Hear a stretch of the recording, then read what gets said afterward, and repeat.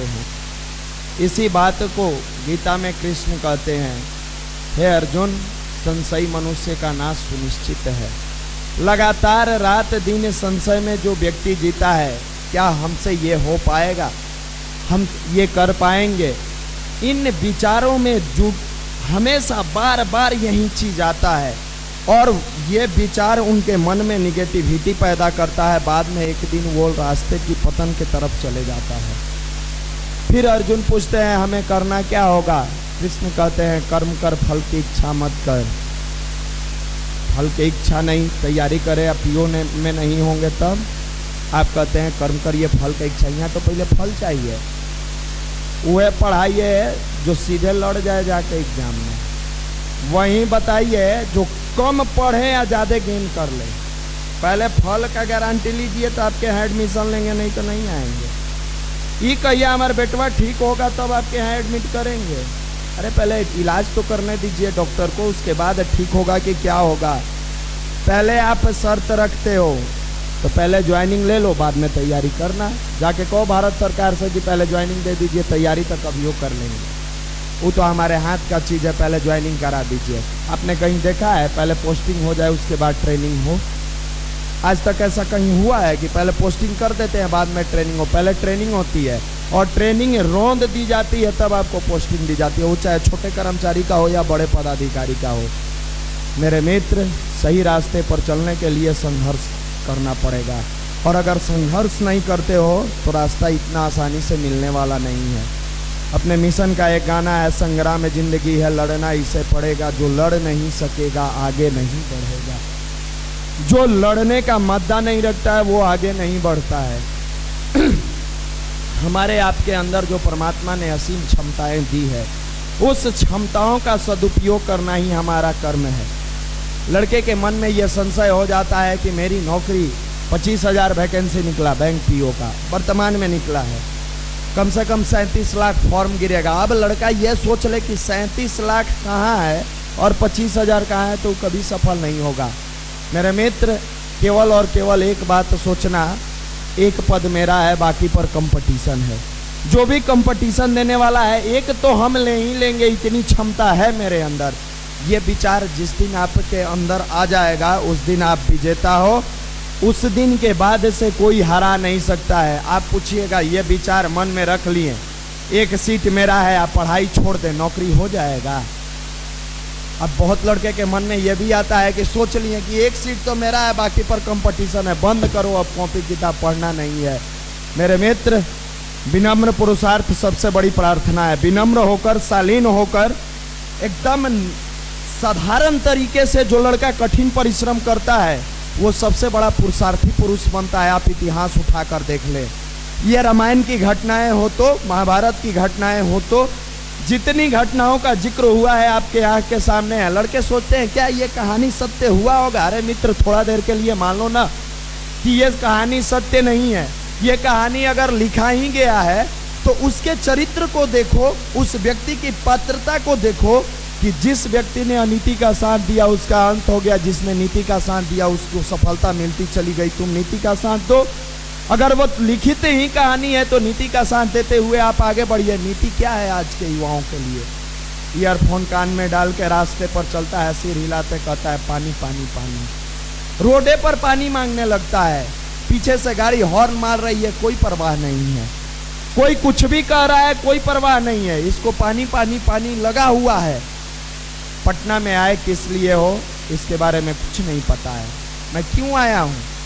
आए हैं नौकरी वोकरी लेने, तैयारी करने। अच्छा, इतना मालूम है, क्या आप उसके लिए मेहनत करते हो? यह तो नहीं हो पाता है। सब होता है, ये नहीं हो पाता है। चिंता नहीं करिएगा, पुराने लोग जानते हैं, नए लोगों को हम बता देते हैं कि आज से पढ़ने में मन खूब लगेगा आपका। इतना मन लगेगा कि आप किताब छोड़बे नहीं करिएगा, इतना दिल लगेगा।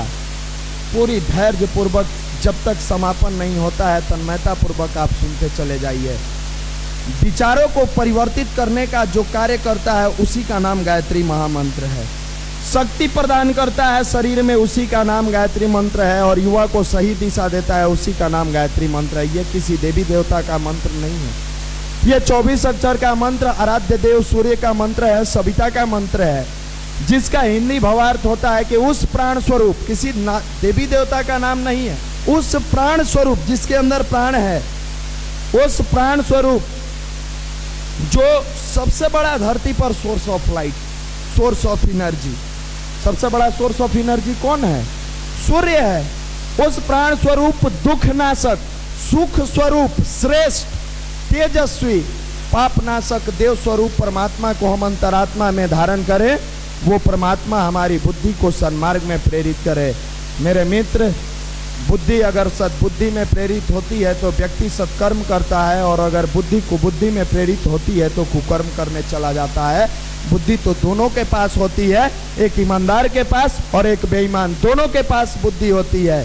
इसका सबसे बड़ा उदाहरण है कि आपके राष्ट्र में जन्म लेने वाला, रामेश्वरम की गली का चक्कर लगाने वाला एक ऐसा नौजवान जो मन में ठान लेता है कि मैं एक दिन उस ऊंचाई को छूऊंगा जहां विज्ञान के चलते पूरी दुनिया हमको सैल्यूट करेगी, विज्ञान के माध्यम से उस मंजिल को छुएंगे जहां से मैं अपने देश का नाम रोशन करूंगा, गौरव, इस राष्ट्र को गौरवशाली बनाऊंगा।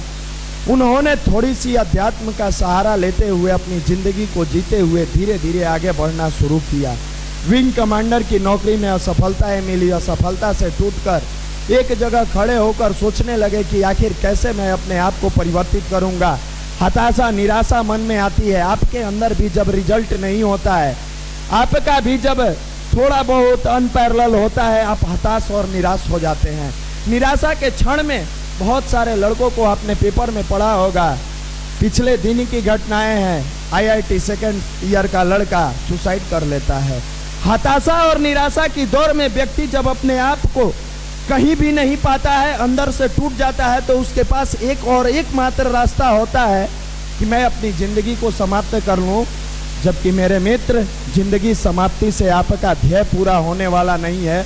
हो सकता है कि तत्क्षण आपने ये फैसला लेकर कदम तो उठा लिया, लेकिन क्या अभी आपने कभी सोचा कि मेरे घर में मेरे माँ बाप, मेरे परिवार में छोटा भाई, बहुत सारे लोग हैं जो मुझ पर आश्रित है, जो मेरी हंसी से उनके चेहरे पर हंसी आती है। मेरे मित्र, पत्थर पानी में मत फेंको, उसे और भी पीते हैं। जिंदगी हंस हंस के जियो, उसे देख और भी जीते हैं। आपको लगता है कि केवल मेरे चलते, मेरा ही केवल इस पर है, आप पर आपके पूरे परिवार की नींव हो, आप छत टिका हुआ है, आप छोड़ के तो चले जाते हो। कभी सोचा है कि मैं जिंदा रहता थोड़ा संघर्ष ही झेलता? और संघर्ष कौन करता है? जिसके अंदर ताकत होती है, हिम्मत होती है। कायर लोग डर के सुसाइड करते हैं जिनके अंदर क्षमताएं नहीं है कि संघर्ष कर पाए।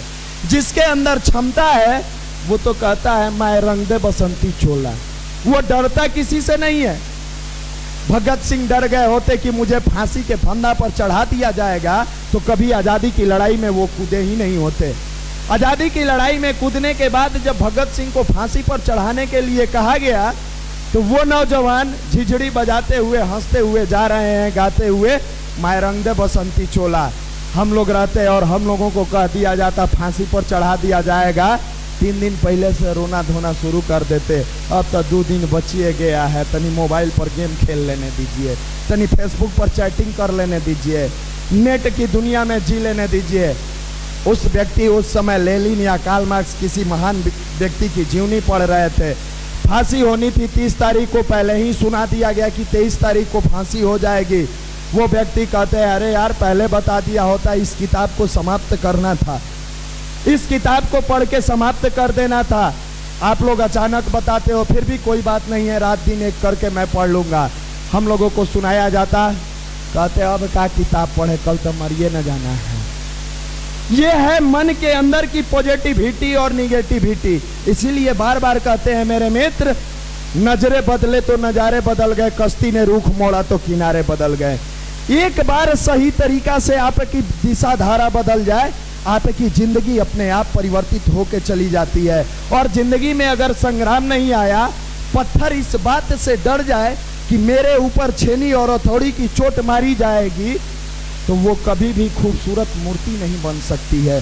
सोना इस बात से डर जाए कि मुझे आगों में तपाकर, गलाकर और आभूषण बनाया जाएगा, तो कभी भी वो गले का हार नहीं बन सकता है। और युवा इस बात से डर जाए कि मेरी जिंदगी में संग्राम आ जाएगा, तो ये कभी युवा हो ही नहीं सकता है। युवा बनने के लिए संग्राम संघर्ष की जरूरत होती है, जिसको अपनाना ही होगा। ये तो हमारे जीवन का सौभाग्य है। विद्यालय में बहुत सी बातें पढ़ाई जाती है, लेकिन जिंदगी में प्रैक्टिकल वही होता है जो संघर्ष से आदमी जीतना और छीन के आगे बढ़ना जानता है। किताबों में बहुत सारे बातें लिखी गई है, बहुत सारे लोगों द्वारा बहुत बड़ी बड़ी बातें बनाई जाती है। यहाँ से भी बताया जाता है संग्राम जिंदगी है, लड़ना इससे पड़ेगा। क्या रियल संग्राम के लिए आप तैयार हो? थोड़ी सी सिलेबस अनपैरेलल होती है, परेशान हो जाते हैं। अरे आउट ऑफ सिलेबस प्रश्न आ गया, कैसे हम इसको संभाल पाएंगे? इन सारी चीजों को जो ठीक करता है उसी का नाम गायत्री महामंत्र है, उसी का नाम भारत का अध्यात्म है। आप एपीजे अब्दुल कलाम के बारे में अभी मैंने जिक्र किया, जो रामेश्वरम की गली का चक्कर लगाते हुए नौजवान तन्मयता पूर्वक आगे बढ़ते हैं। विंग कमांडर की नौकरी में असफलता के पास थोड़ा सा धैर्य टूटता है, एक सही मार्गदर्शक से भेंट होता है, एक सही गाइडलाइनर से भेंट होता है। वो उनसे कहते हैं, बेटा कर्म करो, नियति को जो मंजूर होगा नियत समय पर तेरी झोली में डाल देगा।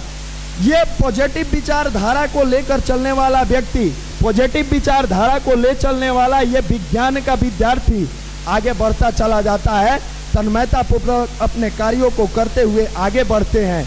लेकिन यही पड़ोसी मुल्क में एक ऐसा नौजवान जिसके मन में ऐसा कल्पना होता है कि मैं भी विज्ञान की दुनिया में उस जगह पर जाकर विज्ञान को छूऊंगा जो दुनिया देख के दंग रह जाएगा, लेकिन उसके अंदर ये आध्यात्मिक विचार के साथ नहीं, केवल और केवल विज्ञान को छूने की कल्पना करने का मन में बैठता है।